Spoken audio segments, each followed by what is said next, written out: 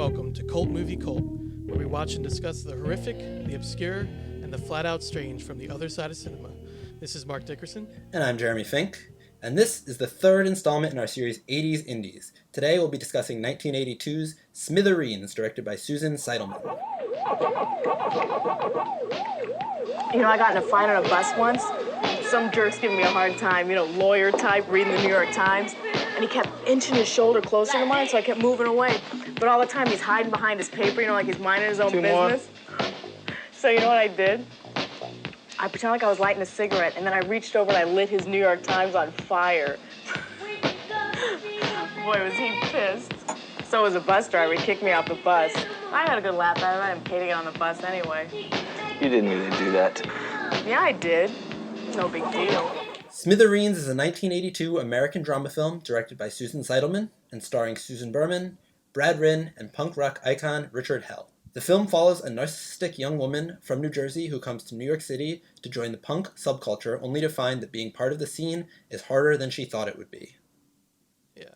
And again, it's that old New York like we saw with Miss 45, our first movie in the series. Mm-hmm. It's that, the New York of the 80s, which was a lot, like we talked about before, grittier and dirtier. Very dirty. Yeah, you can actually see the dirt like in some of the shots, a lot of the shots. So yeah, it's a very raw and street level film. And the first time I had seen it, you had seen it before though, correct? Yeah, I saw this film a little while ago. Probably I want to say 5 or 6 years ago at this point. Been a little while. Which is now, cool. Throughout the series. Was that with the director? Because I know you had spoken to the director. No, so what Mark is referring to is I saw this right when I saw this movie. I was just kind of starting out making films on my own, and at the time I was doing a lot of real ragtag. I had just moved to New York City, and I was doing a lot of kind of ragtag. Wandering in the streets with friends and a camera. Kind of this kind of guerrilla filmmaking, and I was really inspired by what she was able to pull off. So I just reached out to her via social media. Just with a message and just, introduced myself and told her how much I enjoyed her film and described some of the challenges I was facing. And the response, she was really encouraging, and the response was really nice of her to get back to me at all. And one quote that I'd like to lead with, which I think it perfectly encapsulates this film, is she said, "The more I ran into obstacles, the more determined I became to finish it being the film, of course." Which I think for a series about 80s indies and for an 80s indie film, I think that's kind of encapsulates perfectly the entire ethos of what this style of filmmaking is all about. Definitely. It must have been like the perfect movie for you to watch when you first moved to New York. It was just so cool. Like especially I'd walk the streets, and I'd see the locations that maybe she shot some of it in, and I'd be like, I could use something like that, but it looks like a totally different thing now because it's now all these years later. So it is really cool. There is this lineage, I think, with New York filmmakers versus LA filmmakers, where I think New York filmmakers really kind of take a lot of pride in how scrappy they are. You see people all the time just out on the streets, just with no crew, just doing the most wild, bold, daring guerrilla thing, and it's really cool to be part of it. Mm-hmm.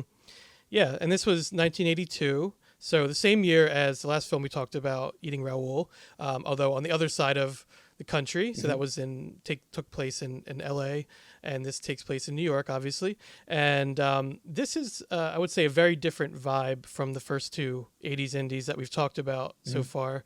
And this is more of, I would say, like a character study about this 20-something Ren is her name, making her way in 80s New York. And I found it very interesting because I personally, I don't know how you feel about them, but I love character studies.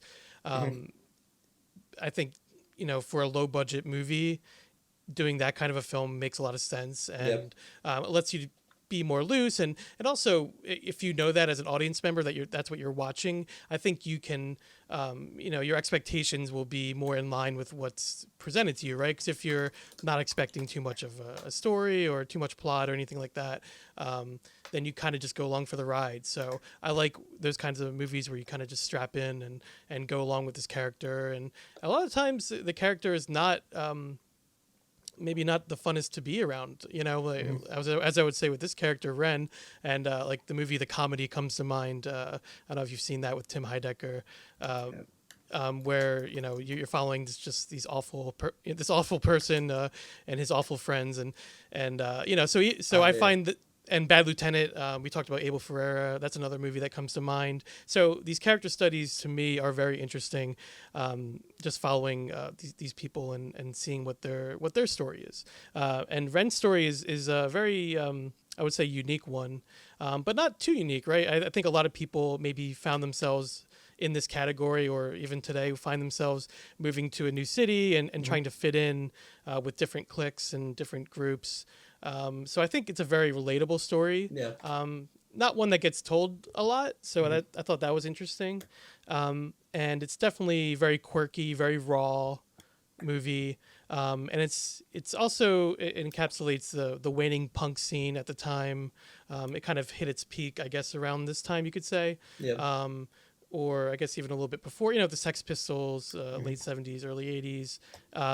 So this was, early 80s. And I guess she might have filmed it closer to 1980, probably a little bit earlier. I would imagine for an indie like this, Yeah, if it came out in 1982, it was probably being shot, 1980, maybe even 79, possibly. I don't know for sure, but either way, it's really one of those movies that's like a snapshot of a time period.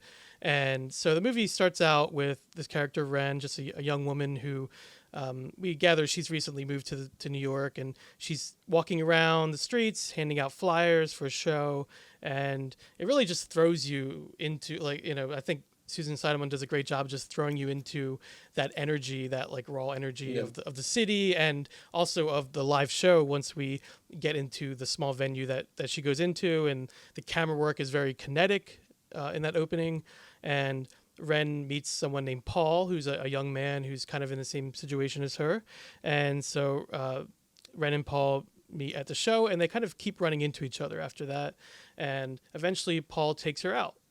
And I like that B-movie, that horror movie. I really enjoyed that as well. It's such a little, nice little I'm guessing side thing. Yeah, I'm guessing that's something that was made by them for I don't know. I wonder if that was made for this, or if maybe one of her friends had made that, or if it was even a film that maybe, because it's a lot of fun. It's a really it reminds me of just like a crazy student film or something. It feels like something else we would talk about on this podcast. Definitely, for sure, yeah.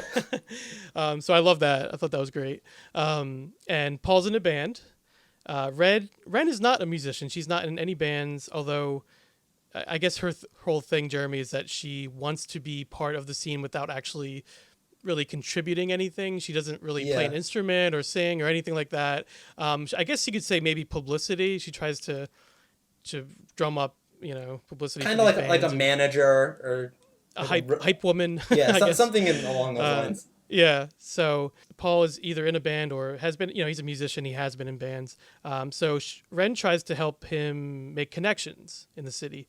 And that's another thing I guess you could kind of see her character as, being good at, is trying to make these connections. Although she ends up, I guess, making the connections herself and kind of goes off, with the person. But she starts getting close to someone named Eric, who she meets while her and Paul are out. And he is a musician as well. And he's in an up-and-coming band with, as he says, connections in L.A. And we gather that he used to be in a band called the Smithereens. He has a big poster on his wall in his apartment that we see eventually. But they've since broken up, and he's trying to, I guess, get something else going, another band going. And I think it was him that had a line that I really liked. He said, I think it's in the scene where they first meet, or one of the early scenes. He says, "Everyone's a little weird these days. It's normal." Or either he said it or she said. I can't remember. I just wrote that note down because I thought it was very appropriate for this movie. So she stays over Eric's apartment, and she kind of starts getting close with him, or tries to get close with him. She goes back to her apartment, and I thought this was a very fun and funny sequence where she's locked out of her own apartment for missing the rent payments, and she's livid, she's just shouting at the landlord. And even though, it's debatable who's in the right in this situation, but I just found it a very, very comical interaction between them. And so Ren goes to her sister. She goes to see her sister. I gather her sister either lives in maybe Long Island or a little outside the city, maybe. And she goes to her to ask for money and talks with her husband. And And her sister tells her she should move back home, but of course Ren says she's not setting foot in New Jersey ever again, because that's where she's from.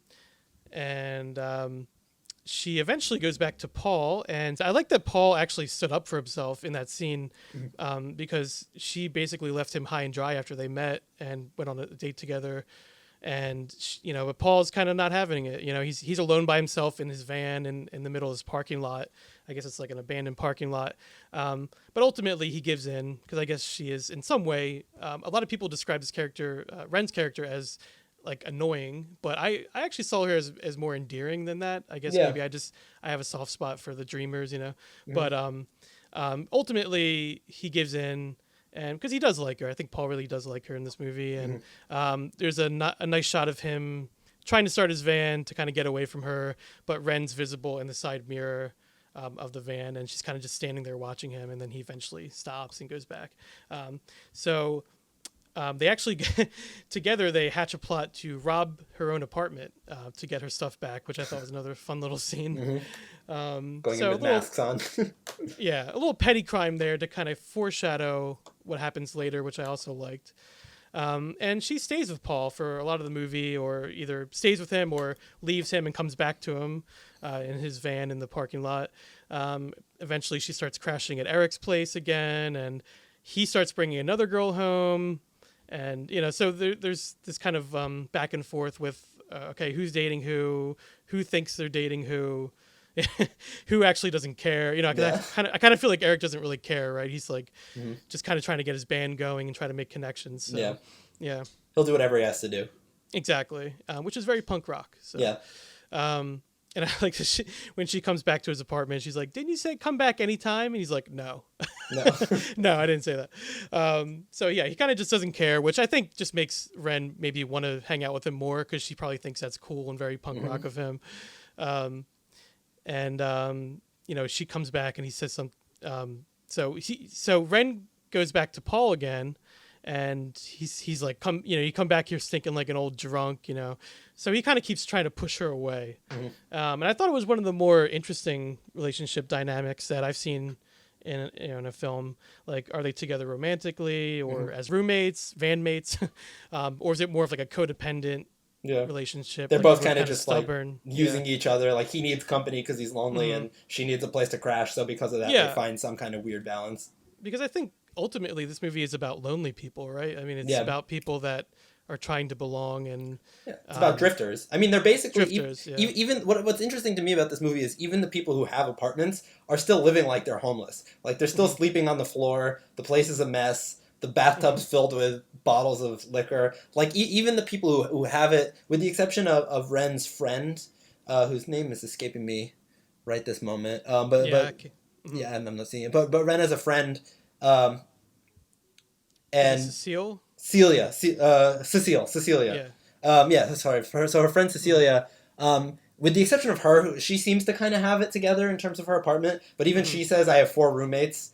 And it's like no Which one isn't uncommon in New York, I guess. No, I've had that many roommates at once for sure. But it's one of those things where like no one's really living like a comfortable standard life in this film. It's all they're all kind of drifters, even if they have a place to sleep every night. No one is really kind of cruising. No one seems to have a normal job.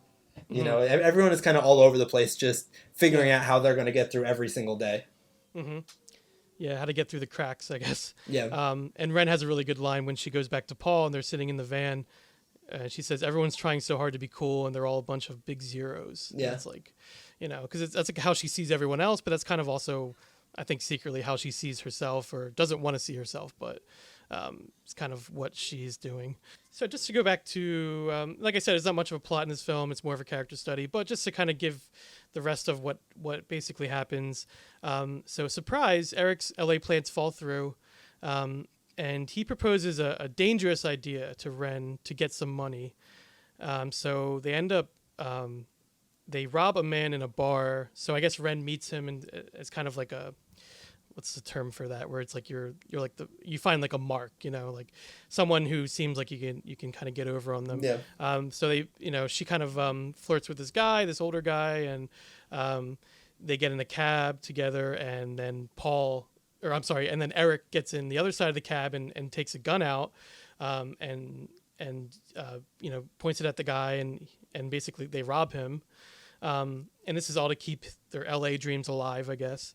So all the while, like, what I was thinking is that it seems like she actually has a lot more in common with the lovable loser Paul, you know, because I feel like Eric is more of like, he's a bad boy, but his morals are very questionable, I think. And she kind of like leads Ren down this path. You saw it a little bit in the scene with Paul where they go back to get her stuff from her apartment, you know, where they put the masks on, and it's kind of like they're robbing her own apartment. But I mean, it is her apartment, so it's not like actually that bad, you know. But I saw that as a kind of like a lead up to this scene, so because it's obviously a lot more serious. And eventually Eric just takes some money and runs. So, you know, we assume that he's gone to LA. I think his girlfriend / roommate tells Ren that when she comes to I think that was actually his wife. I think she said that they got married at some point. Yeah. Was it wife or ex-wife? I forget. I think wife. I think she said we got married a month ago. Right. So, I forgot that. So he actually has a wife. Yeah. So, I mean, Eric is not the most forthcoming individual. It kind of seems like he's out for himself to, you know, just to get big. So, but anyway, he takes the money and runs, I guess, from his wife too. And then she goes back to the club that we saw from the beginning, the Peppermint Lounge, which is actually like a real club that was around back in the day. And she gets kicked out of the club, and she's kind of throwing a fit there and literally thrown out in the street. And she goes back to Paul, who, you know, who's still in the van in the parking lot, and only Paul's not there. It's just the man who actually bought his van from him, who we saw earlier in the movie, asking him about his van. So Paul actually isn't there at the end, and but at least she gets her portable TV back, right? Yeah. She does get that. She carries that black and white TV around with her the whole movie. But that's the ending, basically, is her kind of just walking away again and going off on her own. And like you said, Jeremy, she's a drifter. She's a drifter, as it makes much sense. as they come. Yeah. Mm-hmm. And that's pretty much the end of the movie there. Yeah. Yeah, I don't know. This is it's such an interesting film because it feels just so kind of unlike so many of the films you see about dreamers. You know, about people who are chasing something. It's very youth oriented. It's like the aimless youth, I felt. Yeah, and I think that word aimless is a perfect way to put it. Mm-hmm. It almost seems like none of these people really know what they want. It just kind of seems like they're young and they feel like they should, like, we understand she wants to kind of be part of the scene, but like we even said before, like, we don't really exactly understand what she wants to do with it. It's kind of like a dog, you know, like chasing a garbage truck. It's like she just wants to get it because she feels like she should. There's not really any. It doesn't seem like there's a point to it. It doesn't seem like, you know, she's not a musician who is practicing her music. She doesn't really seem to have any business skills. She just kind of wants to be part of this world. Just in the way I kind of get the feeling like, you know, Paul, when he's stopping by the city, it doesn't really seem like he knows why he's stopping by New York City. It kind of just seems like he just wanted to kind of experience it. And there's this kind of interesting thing, which I just thought of now with you kind of recapping the plot here, Mark, is this idea of hierarchy. And this idea that it's kind of like there's a chain of command where, you know, it seems like Eric is kind of above Ren, you know, she's kind of having to chase after him. And then it seems like Ren is kind of above Paul a little bit. Paul's and he's kind of chasing her. But what's interesting, what I like about this so much, is just because someone is kind of lower down in the totem pole doesn't mean that they don't get agency. It doesn't mean that they don't get to argue and stand up for themselves. You know, all these characters are fighting for themselves. Well, that's what I liked about Paul. Yeah, like I said, he does stand up for himself, even though he ultimately usually ends up taking Ren back because he is lonely. You know, they're both lonely. But even at the end of the film, he's not there anymore. Like, he's left. So he makes himself heard. He's done with her, yeah. Yeah, and I think what's interesting in this film, because as you mentioned earlier, there are some people, kind of people who are critical of this film and who aren't as fond of it. Will talk about Ren as annoying.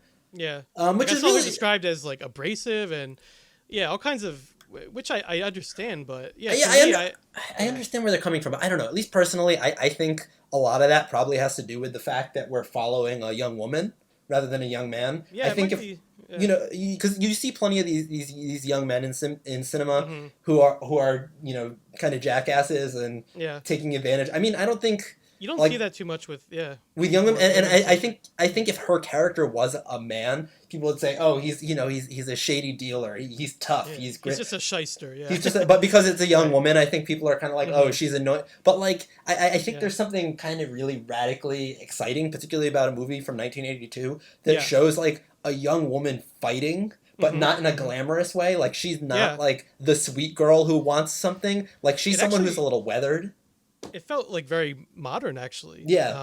To because now you see it a little bit more frequently. I feel like there's more diversity now, and but at the time, 1982, and a woman filmmaker as well. Yeah. I thought that she was very interesting, and definitely not a character that you see a lot in movies, especially around that time.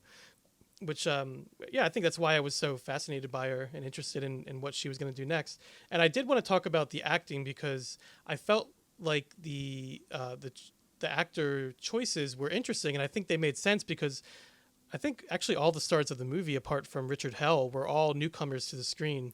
Richard Hell obviously is I guess maybe not obviously. I actually wasn't too familiar with him, but he was a very big punk figure influencing, you said even Sex Pistols, right, Jeremy? Yeah, from what I understand, he was one of the first people. Sonically, he was a big deal, but I think the bigger thing with him even is aesthetically. He was one of the first people to wear the spiky hair and the ripped clothes. When you think of when you think of punk rock, a 70s punk rocker, Right. that guy you think of is Richard Hell. Like he's the one who he's credited with starting that trend. Yeah.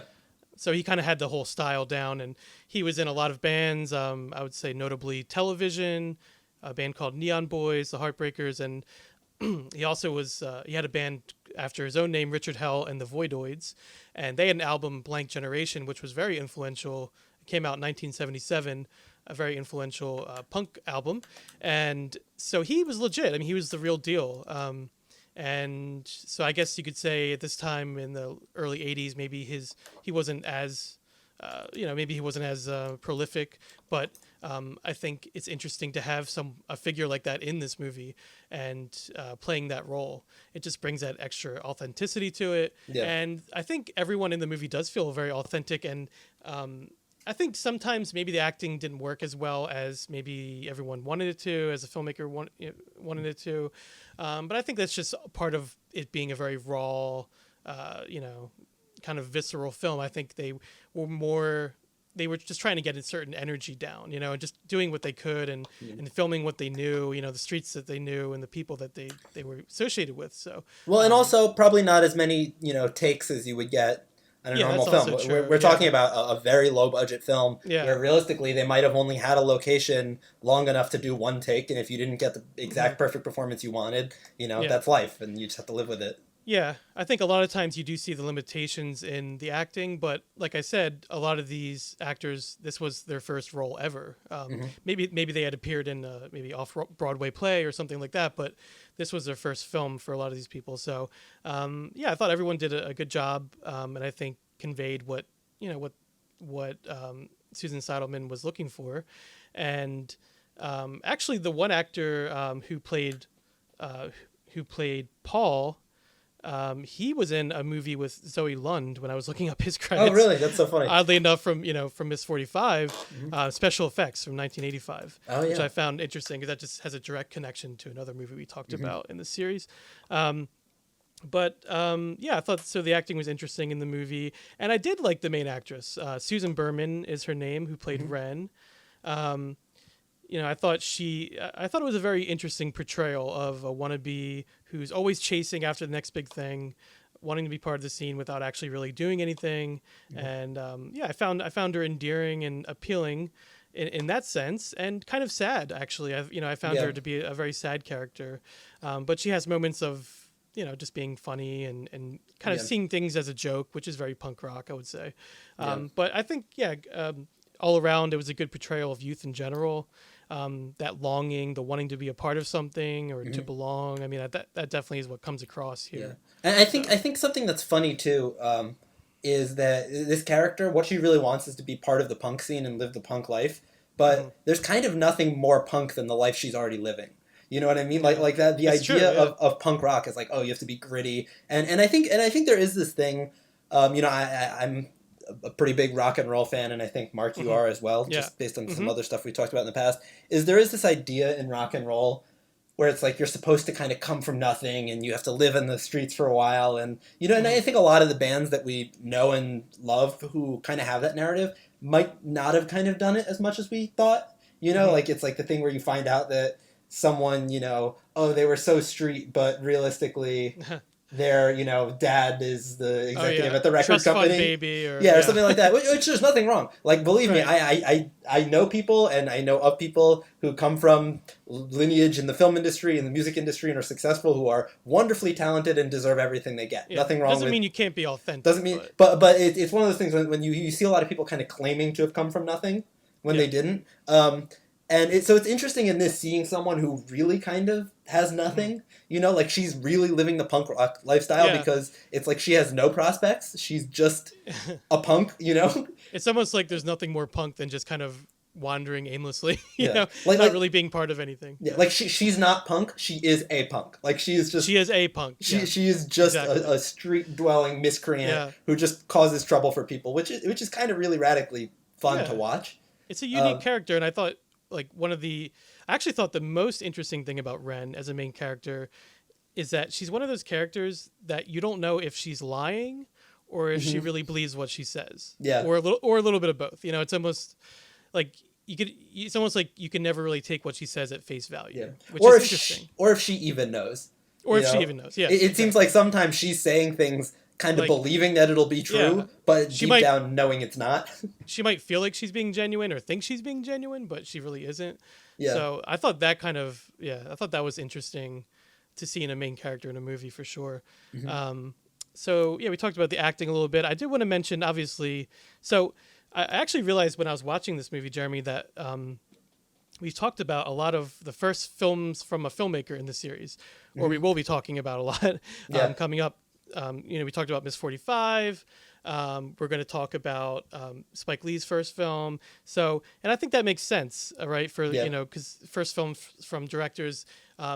So we're talking about independent films here, and obviously, like these people went on to be these iconic directors, a lot of them, but they had to start somewhere, and I think you really see that here with Susan Seidelman. It made me want to watch Desperately Seeking Susan, which she did after this. I've heard good things about that movie. Yeah, so I definitely want to continue my journey with her, because it's definitely a lot more polished. It's definitely it has Madonna in it, so it's definitely a lot more of like, I don't want to say like a Hollywood film, but it kind of feels more like an 80s movie in a weird way. Like, to me, what I love about this movie is it feels totally like an 80s movie, but it's so specific that it kind of transcends that. Yeah. It's just so like such like a dart thrown at a specific point in time and a specific scene in time that it almost doesn't feel like an 80s movie. It kind of just feels like this artifact that is just exists separately on its own of that thing. Yeah. Well, obviously she would go on to do more Hollywood projects, but I think this is like her first film, I guess. Maybe she had done some student films, but this was like her first actual film. Feature, it's